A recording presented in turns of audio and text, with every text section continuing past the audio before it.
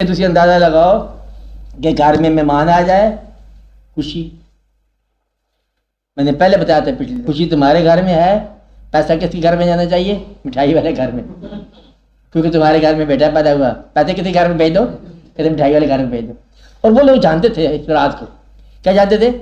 کہ تمہاری جو بھی حرکتیں ہوں گی نا پیسہ اس کے گھر میں آئے گا، کیونکہ تمہارا اظہار انہوں نے لے لیا۔ مٹھائی والوں نے کیا لے لیا؟ اظہار۔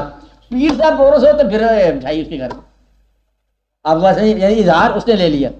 اسی طرح جو ہے نا کبھی غم کو ڈیکوریٹ کرنے والے آ جائیں گے انشاءاللہ تعالیٰ بہت جلدی، کہتے ہیں کتنی درجے غم ہے؟ کہتے ہیں 5 درجے غم ہے، کہتے ہیں 5 درجے غم کے 4 نمبر دوائی لے جاؤ، وہ قیمتیں بکے گی کہ 4 نمبر کے بدلے دوائی دے دو اس کو۔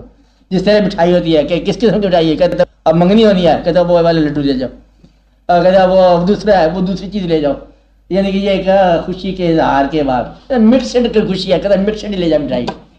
اب بات اسی طرح غم کے لیے کوئی نہ کوئی واقعہ جو ہے، کچھ دکانیں بن جائیں گی غم بیچنے والی، پھر خوشی بیچنے والے ہیں نا۔